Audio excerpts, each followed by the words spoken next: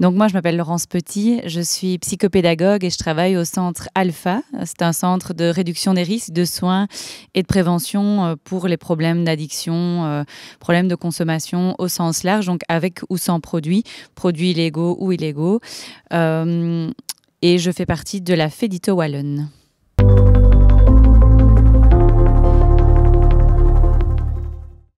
Alors nous, notre philosophie de travail, c'est justement de ne pas interdire la consommation de produits. Donc les personnes qui viennent chez nous en consultation ne sont pas obligées de devenir abstinents. Souvent, c'est la première démarche des personnes quand ils arrivent. C'est un peu ceux qui pensent qu'on attend d'eux. Ils pensent qu'on attend qu'ils veuillent l'abstinence, l'arrêt du produit.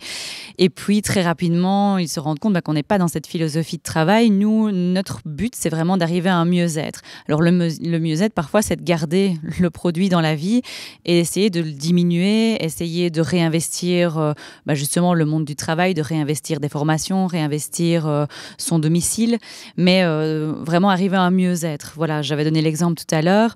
On a des personnes qui arrêtent le produit et qui sont vraiment très très mal. On a une collègue souvent qui nous dit: j'ai un patient qui a arrêté l'alcool, qui a arrêté X produits, il est encore plus mal que quand il consommait. Donc est-ce qu'il vaut mieux vivre sans produit et avoir des problèmes de santé mentale, avoir des problèmes de dépression, etc., plutôt que de continuer le produit, mais avoir une certaine stabilité. Voilà, c'est vraiment l'équilibre à trouver.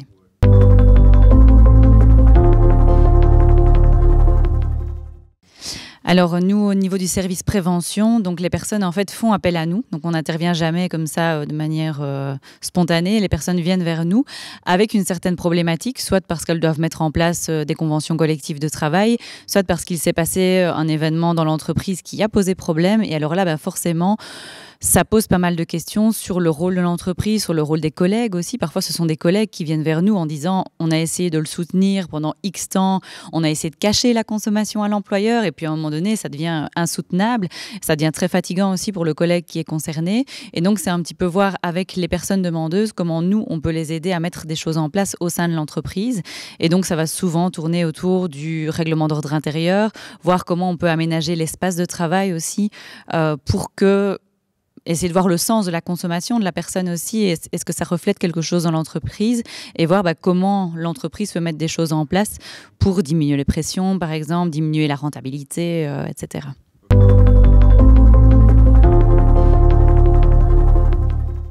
Oui, tout à fait. Donc, c'est vraiment le premier mouvement. On voit le problème, on voit le produit, mais c'est bien plus large. Et donc, nous, on fait vraiment toujours référence au triangle d'Oliver-Einstein avec individu, produit, environnement. Et donc, l'environnement a vraiment une place très importante dans la consommation, que ce soit l'environnement privé, l'environnement très global du pays qui va valoriser certains produits plutôt que d'autres, et forcément la culture d'entreprise.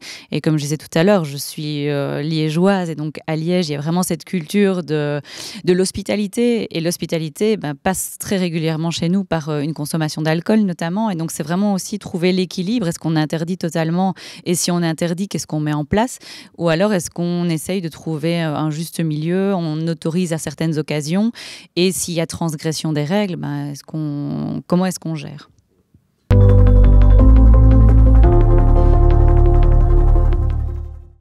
Oui, tout à fait. Et ça permet aussi de voir que toute consommation peut devenir problématique et toute consommation peut être gérée, et donc de ne pas aussi focaliser sur certains produits plutôt que d'autres où on va se dire: ah non, ça, on n'y pense même pas, parce que on se dit ce sont des produits qui sont catégorisés de sains, de positifs, et donc on ne va pas avoir un esprit critique par rapport à eux, alors que dans nos centres, en tout cas dans le centre dans lequel je travaille, parfois on reçoit des personnes qui sont potomanes, qui boivent 6 à 8 litres d'eau par jour et pour qui ça pose vraiment problème, ou des personnes qui sont accros au sport et qui vont vraiment délaisser leur vie professionnelle, privée, leur famille, etc., pour justement aller courir et être de plus en plus performants, parce que voilà, ça permet de retrouver une silhouette, de se refaire des amis dans un autre cadre.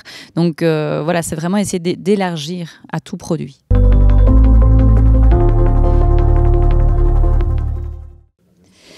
Oui, mais c'est vrai que quand les gens font appel à nous pour faire de la prévention, c'est un peu: venez expliquer les dangers des drogues et alors après, il n'y aura plus rien. c'est un peu illusoire parce que les produits, s'ils sont consommés, c'est bien qu'il y a une raison pour laquelle les personnes les prennent. Personne ne prend sa première cigarette en se disant vivement un cancer du poumon dans 40 ans. Personne ne fait ça, c'est bien qu'il y a un sens positif derrière. Et donc, nous, notre vision de la prévention, ça va être justement de prendre l'apport d'entrée des consommations, mais d'élargir au bien-être et voir comment on peut aménager l'espace, que ce soit l'école, que ce soit l'entreprise ou un tout autre lieu, pour que le lieu amène du bien-être aux personnes sans qu'il y ait forcément consommation de produits. Et c'est surtout aussi leur permettre d'expérimenter des choses. Dans une école avec laquelle on a travaillé, on devait aller venez expliquer les dangers du tabac à nos élèves parce que les élèves fument en cachette, etc. Et voilà, nous on a clairement dit, on va pas faire ça, on va travailler avec l'équipe pédagogique et éducative parce que eux sont là tout le temps. Nous, les jeunes, vont voir notre tête une fois. Alors si on est vraiment adéquate, ils vont peut-être se poser des questions, mais bon, voilà.